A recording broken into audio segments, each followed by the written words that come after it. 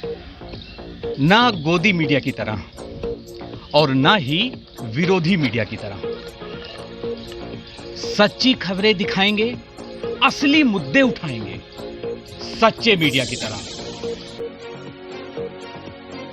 नमस्कार, आप देख रहे हैं यंग तरंग सच की आवाज, द एडी शो यानी अरुणेश द्विवेदी शो में आप सभी का स्वागत है। दोस्तों, आज 11 जुलाई 2021 है और 11 जुलाई को हर साल विश्व जनसंख्या दिवस मनाया जाता है। तो आज हम अपने इस शो में बात करेंगे जनसंख्या की, हमारे देश की जनसंख्या की।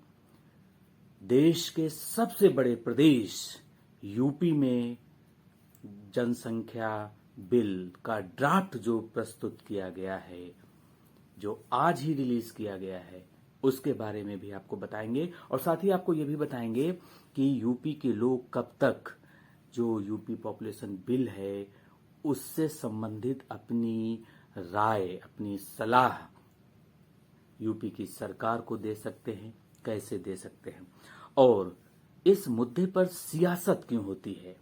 केंद्र सरकार के स्तर पर राष्ट्रीय जनसंख्या नीति की क्या दशा है, क्या दिशा है और आखिर में इस पर भी करेंगे इस बात कि आखिरकार हम लोग सरकार के कानून के भरोसे ही क्यों हैं कि हम और आप एक जिम्मेदार नागरिक की तरह जनसंख्या को नियंत्रण करने के लिए कदम नहीं उठा सकते हैं।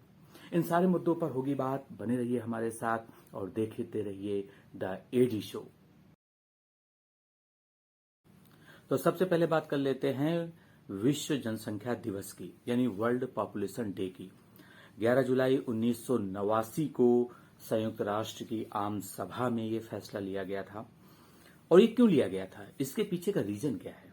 दरअसल इसके पीछे का कारण ये है कि 1987 में, जी हां, 11 जुलाई 1987 में जो विश्व की जनसंख्या थी वो 5 अरब को पार कर चुकी थी। तो दुनिया भर के लोगों को बढ़ती आबादी के प्रति जागरूक करने के लिए इसे पूरे वैश्विक स्तर पर यानी ग्लोबल लेवल पर मनाने का फैसला किया गया था।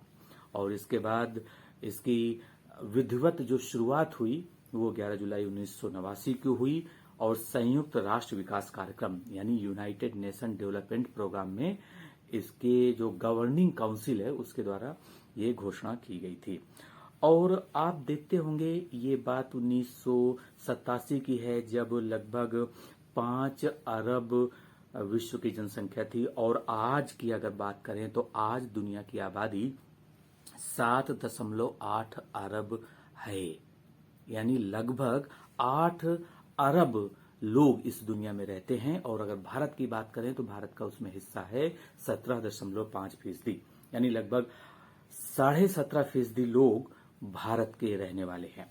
तो इससे आप अंदाजा लगा लीजिए कि अगर हमारे देश की जनसंख्या की वृद्धि की रफ्तार इसी तरीके से रही तो फिर आने वाले 10 साल में हम चीन को भी पीछे छोड़ देंगे। अभी चीन पहले नंबर पर है, दूसरे नंबर पर भारत है और तीसरे नंबर पर अमेरिका है। तो अब ऐसे में बात कर लेते हैं यूपी की।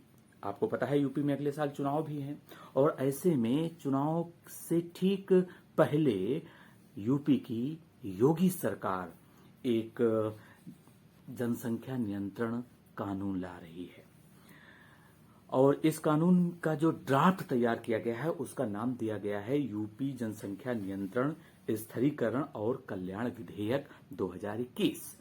और राज्य विधि आयोग ने इसका ड्राफ्ट तैयार किया है। क्या इस ड्राफ्ट की खास बातें क्या हैं, अब आपको वो बताते हैं। सबसे पहली बात तो यही है कि 2 से अधिक बच्चे होने पर सरकारी नौकरियों में आपको सुविधा नहीं मिलेगी, आप आवेदन नहीं कर पाएंगे। और स्थानीय निकाय के चुनाव पर जब चुनाव लड़ेंगे आप तो उस पर भी आपको रोक लगेगी। तो अभी ये ड्राफ्ट है, अभी कुछ फाइनल नहीं है। 11 जुलाई विश्व जनसंख्या दिवस के अवसर पर इस ड्राफ्ट को रिलीज किया गया है। ऐसे में आपको समझना ये चाहिए कि आप क्या सोचते हैं यानी यूपी के लोग क्या सोचते हैं, इसलिए यूपी की सरकार ने 19 जुलाई तक जनता की राय मांगी है। और अगर आप भी अपनी राय देना चाहते हैं तो इसके लिए सबसे आसान तरीका है कि आप वेबसाइट पे जाइए upslc.upsdc.gov.in और ये हमारे जो टेक्स्ट है, जो नीचे एक टिकर चल रहा है जिसमें ये लिखा जाएगा, आप वहां से भी इसको देख सकते हैं। इस वेबसाइट पे क्लिक कीजिए, ओपन हो जाएगी। इसके बाद आपकी जो भी राय है वो आप दे सकते हैं। और अब हम आपको ये बताते हैं कि दरअसल मकसद क्या है, क्यों लाई जा रही है ये। इसका मकसद ये है ताकि लोग, क्योंकि यूपी इस समय देश का सबसे बड़ा राज्य है, यूपी में 75 जिले हैं, इसलिए वहाँ की जनसंख्या पर नियंत्रण करना बेहद जरूरी है। लेकिन सवाल ये है कि कहीं ये मास्टर स्ट्रोक साबित होगा योगी सरकार के लिए या फिर एक रिस्क होगा। क्योंकि जब भी जनसंख्या नियंत्रण की बात होती है तो एक पर्टिकुलर कम्युनिटी है जिससे जुड़े लोगों को टारगेट करने का आरोप बीजेपी पर अक्सर लगता रहा है। अब ये तो वक्त बताएगा कि ये मास्टर स्ट्रोक है या बहुत बड़ा रिस्क है, लेकिन मैं सियासत पे नहीं जाऊंगा। मैं सिर्फ इस मुद्दे की आप तक पहुंचाना चाहता हूं कि कितना अहम मुद्दा है ये, इससे हमें और आपको समझना होगा। तो इस ड्राफ्ट में है क्या, दरअसल इसका मकसद ये है कि 2 ही बच्चे हों, इससे ज्यादा न हों, और जो सरकारी कर्मचारी नहीं हैं लेकिन वे जनसंख्या नियंत्रण में अपना योगदान देते हैं तो उनको हाउस टैक्स है, वाटर टैक्स है, इलेक्ट्रिसिटी का जो बिल है उससे थोड़ा बहुत छूट दी जा सकती है। इसके अलावा अगर कोई पेरेंट्स हैं, उनमें से कोई भी माता या पिता नसबंदी कराता है तो उसे 20 साल तक फ्री में मेडिकल फैसिलिटीज यानी सुविधाएं दी जाएंगी। और अगर ऐसा नहीं होता है तो आपको सरकारी योजनाओं का लाभ नहीं मिलेगा, यानी अगर 2 से ज्यादा बच्चे आपके होते हैं। राशन कार्ड में 4 से अधिक सदस्य नहीं होने चाहिए, यानी माता पिता और आप उनके 2 बच्चे। और सरकारी नौकरियों में मौका भी नहीं मिलेगा। ये सब अभी ड्राफ्ट की बातें हैं जो बताई गई हैं। लेकिन यहाँ पे एक बड़ी बात यह है कि अगर अभी एक्ट लागू नहीं हुआ है, अभी ड्राफ्ट है, अभी सरकार ने जनता से राय मांगी है, लेकिन जब ये लागू हो जाएगा तो इसके बाद क्या होता है उसका एक प्रमुख बिंदु ये है कि अगर प्रेगनेंसी है और पहली बेटा उसका या बेटी पहले से है और दूसरी जो प्रेगनेंसी है उसमें ट्विंस हो जाते हैं, तो क्या ये कानून के दायरे में आएगा या नहीं आएगा। यानी कुछ टेक्निकल पॉइंट्स भी हैं, इस पर भी हमें बात करना होगा। और अब हम आपको ये बताते हैं कि किस तरीके से केंद्र में क्या बात कर रही है, केंद्र सरकार अपने स्तर पर क्या कर रही है। दरअसल केंद्र सरकार की तरफ से कई बार इस को ड्राफ्ट को बनाया गया है और इस ड्राफ्ट को जो बनाया गया है इसमें प्राइवेट बिल लाया गया है। और इस प्राइवेट बिल क्या होता है पहले आपको हमें ये भी समझना होगा। तो दरअसल प्राइवेट बिल की अगर हम बात करें तो ये उस बिल को कहा जाता है जिसमें कोई भी सांसद जो मंत्री नहीं होते हैं उनके द्वारा प्रस्तुत किया जाता है। और इसका उद्देश्य ये है कि उन मुद्दों की तरफ से सरकार का ध्यान आकर्षित करें जो बेहद महत्वपूर्ण है। जबकि वहीं पर जो सरकार के मंत्रियों के द्वारा जो बिल प्रस्तुत किया जाता है उसे सरकारी बिल कहा जाता है।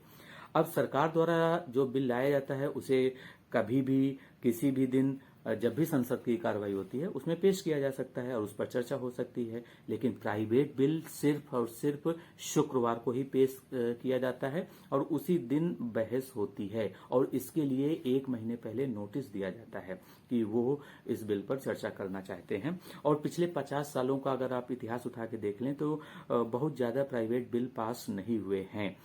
आखिरी बार 1970 में एक प्राइवेट मेंबर बिल पास हुआ था और अब तक केवल 14 प्राइवेट मेंबर बिल पास हो पाए हैं, जिनमें से 5 को राज्यसभा में पेश किया गया है। ऐसे में बड़ा सवाल ये है कि ये जो प्राइवेट बिल की बात की जा रही है इसे दरअसल सरकारी बिल की तरह प्रस्तुत किया जाएगा। और अभी केंद्र में बीजेपी की सरकार है तो क्या बीजेपी राष्ट्रीय जनसंख्या नीति के तहत जनसंख्या नियंत्रण कानून को राज्यसभा और लोकसभा में पारित कर पाएगी या नहीं कर पाएगी, ये भी बड़ा सवाल है।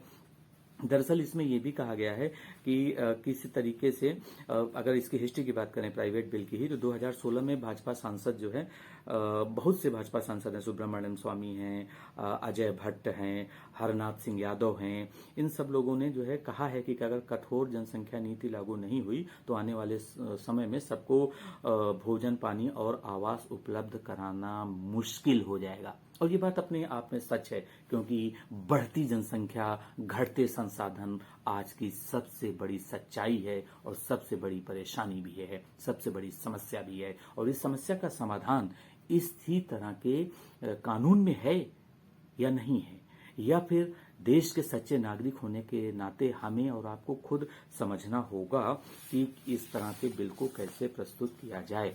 क्योंकि देखिए, हम ये बात बिल्कुल सत्य है कि अब कार्यक्रम के आखिर में हम आपको बताते हैं कि दरअसल इस पर सियासत क्यों होती है। सियासत इसीलिए होती है क्योंकि एक समुदाय के प्रति ये आरोप लगता है कि उनके बहुत से बच्चे हैं, जबकि उनकी आर्थिक स्थिति सही नहीं है, यानी कहीं ना कहीं उनको टारगेट किया जाता है। लेकिन ये सच नहीं है, और अगर अधूरा सच है ये, क्योंकि आप ये देखिए कि ये बिल किसी एक जाति, धर्म या समुदाय के लिए नहीं लाया जा रहा है। अगर ये बिल आता है, पास होते हैं, तो देश की जितनी भी जनसंख्या है, 135 करोड़ लोग इस देश में रहते हैं और अलग अलग जाति और धर्म के लोग रहते हैं, सब पर लागू होगा, समान रूप से सब पर लागू होगा। लेकिन ये लागू हो ही क्यों? क्या हम और आप एक नागरिक के तौर पर अपनी जिम्मेदारी नहीं समझ सकते हैं कि हमारे 2 से ज्यादा बच्चे ना हों? और ये बात सच है, इसका मैं समर्थन करता हूं कि किसके कितने बच्चे होने चाहिए, ये उस कपल का विशेषाधिकार है। उस जो माता पिता हैं वो तय करें कि उनको कितना बच्चा पैदा करने हैं।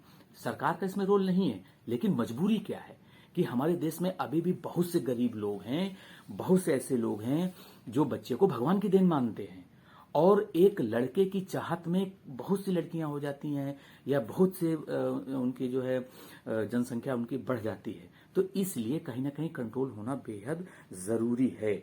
और अगर बच्चे पैदा करने में बुराई नहीं है, अगर आप सक्षम हैं, आपके पास आपकी आर्थिक स्थिति अच्छी है, आप अपने बच्चे को अच्छा इंसान बना सकते हैं, अच्छी तरह से पढ़ाई लिखाई करा सकते हैं, उनकी बेहतरीन परवरिश कर सकते हैं, और उसका जो है अच्छे से करियर बनवाने में आप हेल्प करते हैं, तो अच्छी बात है। लेकिन हमारे देश में ऐसे लोग बहुत कम हैं। हमारे देश में जो गरीबी से नीचे रहने वाले लोग हैं वो बहुत ज्यादा हैं, और उन्हीं के बच्चे भी बहुत ज्यादा हैं। आजकल की जो युवा पीढ़ी आ रही है वो अब इस बात को लेकर जागरूक है, इसलिए वो एक या 2 बच्चों से ज्यादा लोग नहीं कर रहे हैं। इसलिए 100 बात की एक बात, एडी की बात, जनसंख्या नियंत्रण कानून वक्त की जरूरत है। लेकिन उससे पहले हम और आप नागरिक के तौर पर, इस देश के सच्चे नागरिक, जिम्मेदार नागरिक के तौर पर हम खुद ही 1 या 2 बच्चे पैदा करें, तो हमारे आने वाली पीढ़ियों के लिए ये